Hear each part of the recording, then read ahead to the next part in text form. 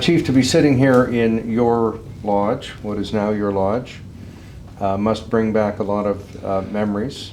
Many of your fellow Beskotomakati were trading here, working here, knew the original owners, and of course were here for thousands of years before anybody came here. What are any thoughts that come to your mind about history or about culture or about the lifestyle here? It must bring back memories. I think it's probably not so much about memories, but thoughts on what it must have been like for others before me. I know what my memories are, and I know what I see when I look around, and I know what I enjoy, including the opportunity to put a canoe in the river and go up here and collect fiddleheads in the spring, and I watch my friends fish here. So I know that those are things that I see and I can enjoy today, but quite often my mind goes to what was it like when we had thousands of indigenous peoples here, Beskotomakati peoples. What was it like when there was no border? What was it like when the rivers were full of fish? What was it like when children played all through here and were enjoying everything from the bountiful life in the forest to the life that's always along the river banks? I think that's the part that quite often hits me. It's almost everywhere I go in the territory, and it's not just here.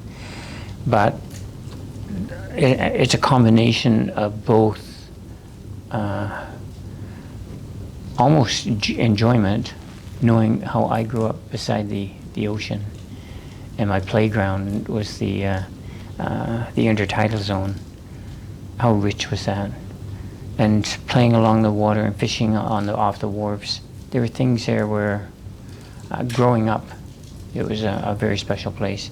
So when I can come here and I look at the river and I realize that for children to grow up here, they must have had their own magic. I mean, it's everything from being able to go down there and flip over a rock and you realize that, my gosh, this is where the snakes hide when they're looking for a little bit of warmth at night, because the snakes just crawl all over the place when you remove a rock along the river.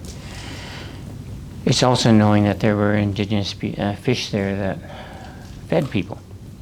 So how often were young people down there trying to catch fish? The rivers that even go in up here as part of this lodge territory now, there's a small stream river that leads to a lake. I mean, this is where you would go and you'd catch everything from trout to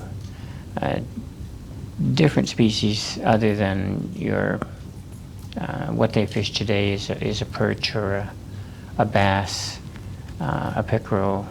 A lot of it's invasive species. So all of these things go through my head when I'm visiting these places, because that's a lot of what I work on: how to restore indigenous species, how to eliminate invasive species, how to make sure that the indigenous species will survive, because a lot of the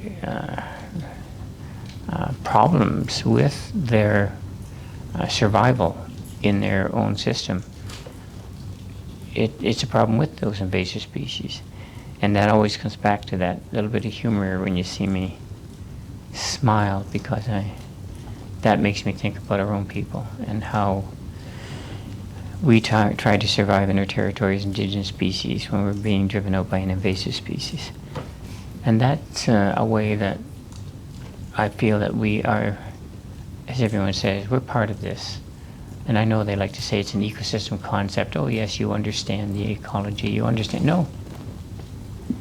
I understand what it is to live here. I understand why we don't refer to it as unceded territory. We call it our home, because this is where we live. This is where I grew up, and this is where we did things that were natural. And how many other things did we do with the creatures that were around us? It just means that what a wonderful place to be, and no matter how often they try to tell me that the conditions were so tough and rough and terrible back then, I know that if an Eskimo can live up north in ice, my people were very comfortable here. That's why they were here for thousands of years. They didn't just come here and say, well, nice place to visit. Let's enjoy it for the summer. No, they came here and said, this is a nice place. We'll make our home here. And they did, thousands of years. That's what goes through my head when I look around.